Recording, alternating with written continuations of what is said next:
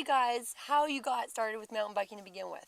Well, I was riding a bike back and forth to school for a long time, and then I moved to a Northern Virginia area, and I decided I wanted to keep riding my bike even though I didn't need to ride it.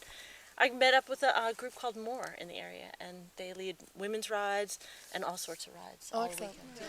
All right, it's a great day today. The sun's out, and we're about to go for some mountain biking. So Nancy, what's on the plan here?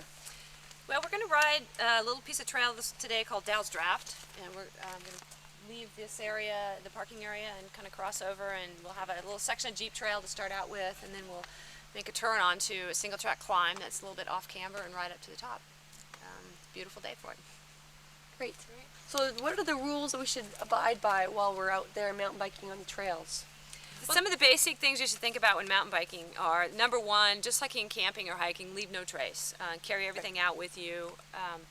Number two, be courteous to everybody else on the trail. Basically, mountain bikers yield to everyone else. So if you see a hiker, let them know you're coming up, especially if you're coming behind them. Holler out to them, let them know you're passing.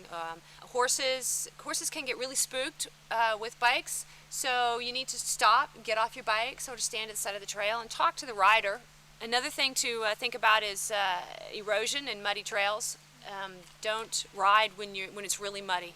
That's just, you know, we have to take care of the land. Another thing is to stay on the trail.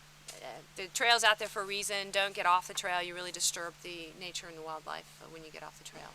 Don't ride around mud puddles, just ride right through them. It's usually more solid if you go right through the middle of a mud puddle anyway. So. Is it a rule to yeehaw at least once per quarter mile? Absolutely. Yeehaw. That's in the rule book. All growing up, I rode my bike everywhere. 20 days after I got my license, totaled my car, and I was like, this driving thing's for the birds. Yeah. So I just kept riding, and a friend of mine in high school thought I'd like mountain biking, and around the same time I was dating a guy who was really into it, and they convinced me to buy a used extra large K2 for $500, and that's what got me started. Loved it ever since. I always loved cycling. I mean, I love the freedom of all of it, but I never thought that I could really mountain bike, and I was sort of a late bloomer, so a friend of mine let me borrow her bike, and I went out with some of other friends that we had, and it had suspension, and that gave me like a little bit of confidence, but a ton of stuff. I mean, I'm walking over it, I'm, you know, walking up it, and but I wasn't discouraged. I loved it. I just fell in love. It was like kind of a combination between hiking and biking, right. Being mountain biking. It's a different experience than road riding. And yeah, because you can get to remote areas. It's kind of an adventure. That's true. And so I just stuck with it. You know, I'm finding on this trail that sort of slopes off that I'm having trouble keeping my balance. I keep feeling like I'm going to fall over. Am I doing something wrong? No, everybody does that. We all do it. The easiest way to think about it and ingrain into your mind is on the downslope side, keep that arm straight, keep the other arm bent. That way you keep your bike a little more upright.